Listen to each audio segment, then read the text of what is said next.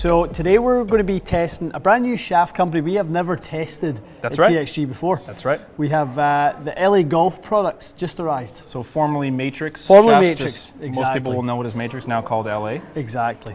These are, well, this one and the other ones we were sent, they're all prototypes, which is kind of cool. So I know they're going to production eventually, but they're still pre at this point. I think it's taken a little bit of time, obviously, getting in there since the brand changed to kind of almost re-identify themselves and re-image the company, and obviously come up with some new bend profiles. And I think they still had some old stock of some of the old, XM product, and like the ones that were kind of their main white lines. tie, red tie, black tie, that sort of thing. So I think they were still part of their, and this, to be honest, we haven't spoken to them enough to know what their plans are moving forward, whether they still plan on having those models as the kind of core models in the shaft lineup.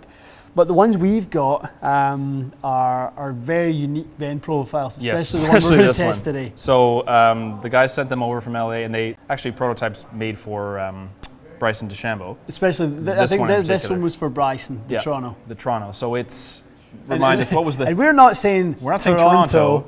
Minus the T. Right. We're literally saying Toronto. T-R-O-N-O. Yeah. CPM on this was what? Something. So I measured it after I cut it to length. So obviously different companies measure cycle per minute differently. So this one's cut with the club head on. It was 279 CPM. So give us an idea of what, like, I don't know, pick something else on the wall that's an X-Flex. What are they normally, 225? No, they would be like probably 255 to 265. So you showed me something on the rifle scale, which is a little bit easier to understand. Rifle normally would be what, you like a 7 to an 8 on an extra SIF shaft? Exactly. Like somewhere in there, and this one comes out at just over 11 on the rifle scale. Crazy.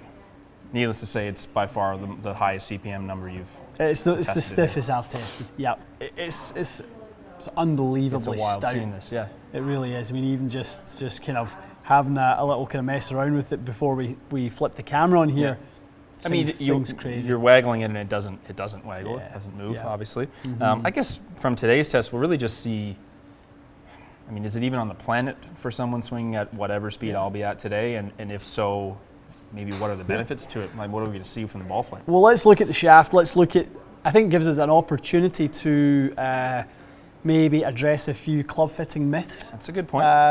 What stiffness does. Correct. Obviously, like we talked about, the extremely large butt diameter on this shaft is the equivalent of having an additional 3 wraps of tape under there on a standard size. So it's nearly a mid-size grip, basically, at this point? It's very close to mid-size grip, and it's already a non-taper grip, so you've kind of got you've got additional butt size with reduced taper, so you are going to be playing effectively a bigger grip here. Right. So it'll be interesting to see what that does for you. So absolutely, a bunch of different things at play. Okay. Let's go do a few curls and then we're going to do this. You want to lie down first? Shoulder press.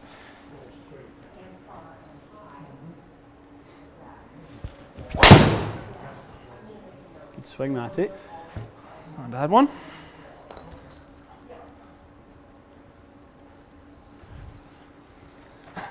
I'm just picturing like the literature for this. Kick point, NA. Doesn't have one.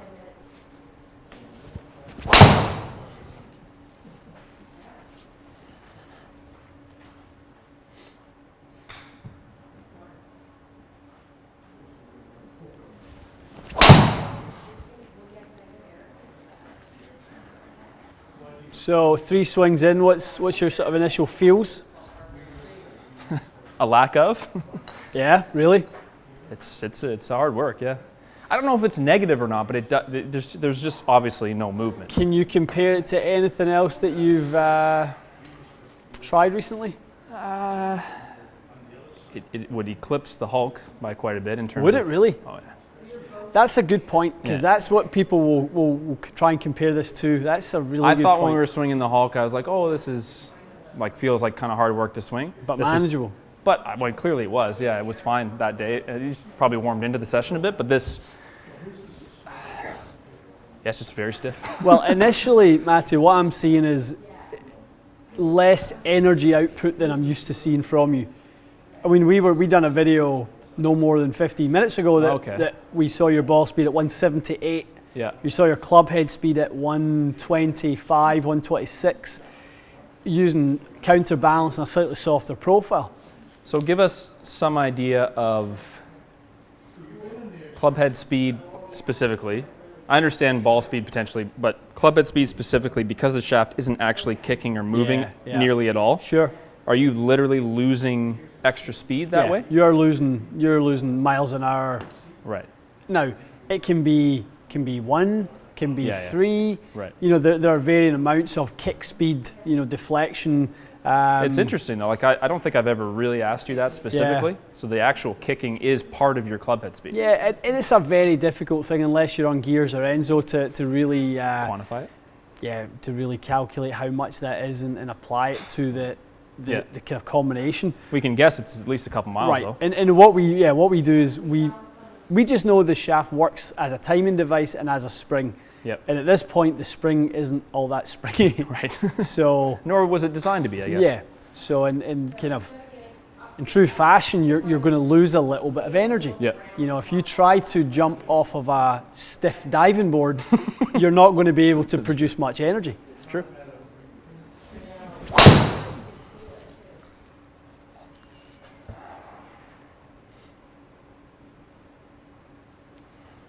A little high one. A little high in the head, yeah. Good hit. Really like that flight. You're right, though. It's consistently, just from what I remember from earlier today, probably about 300 RPMs less than what I was getting. And I'm watching the screen, the strike point just looks a bit higher on average. Look at 10 you said higher. that strike point is clustered. It's just clustered in that part toe of it. side. Okay, let's throw that other shaft on there because it's a perfect time to have a little test on this stuff. Yep.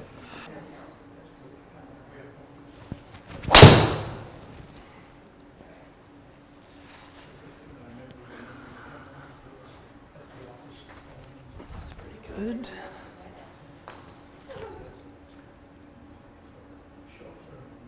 What do you feel when you swing both of these?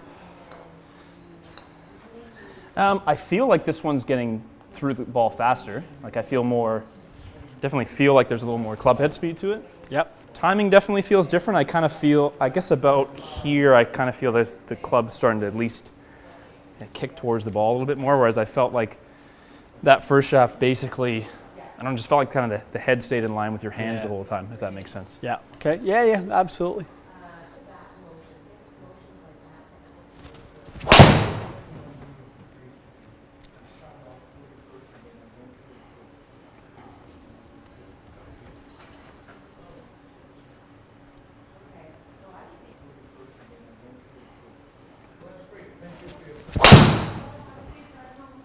Attaboy. That's nice.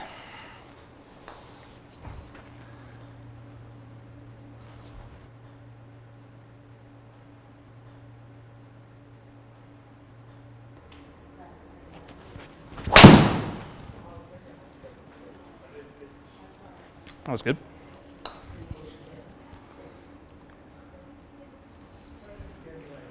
Well, definitely from a feel perspective, I think you would fair to say. Absolutely, yeah.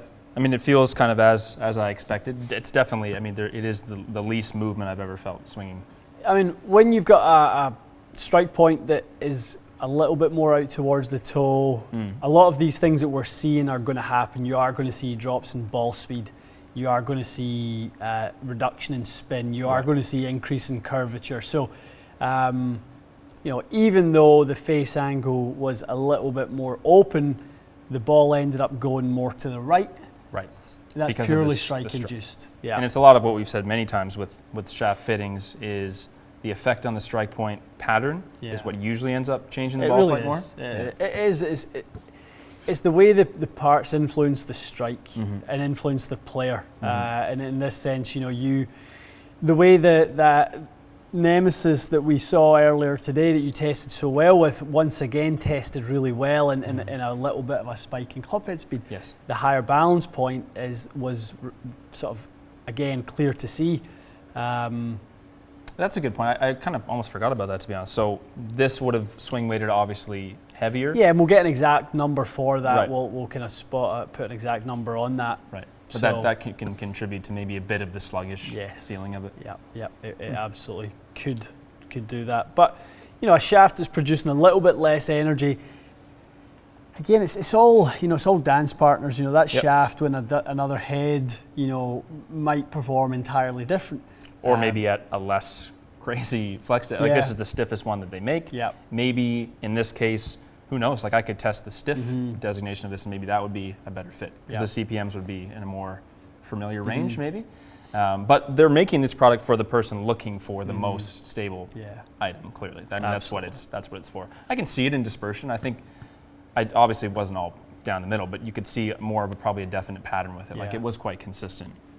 But if you're looking to have something that's going to kick, you know, some extra yards for you, it's probably not going to do that. Definitely. Well, it's going to be for someone that really likes to kind of feel the shaft not really move. Right. So the most stable. Not really thinking, you know, about the movement. So I'm thinking back to sort of profiles that are, you know, extremely stiff, extremely low torque in the past. You know, the sort of Grafloid Blues of the world. Okay. I saw Stenson went from Grafloid Blue into Hulk in his 3-wood.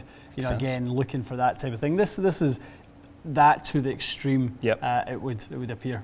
I don't know how low of a weight and a flex they make it, but is there any room for someone that doesn't swing fast to swing a really stiff shaft? Do you think there's anyone who doesn't swing extremely fast that would benefit from any of this? Or is I think actually that's a good point. I think there is a time and a place where someone would use a shaft that doesn't kind of load and bend to their benefit.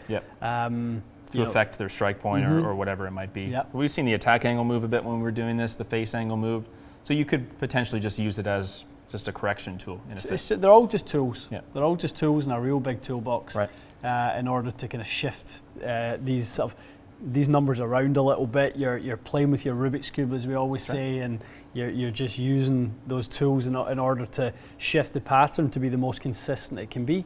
Okay, guys, I mean, perhaps some of you have already tested LA golf shafts.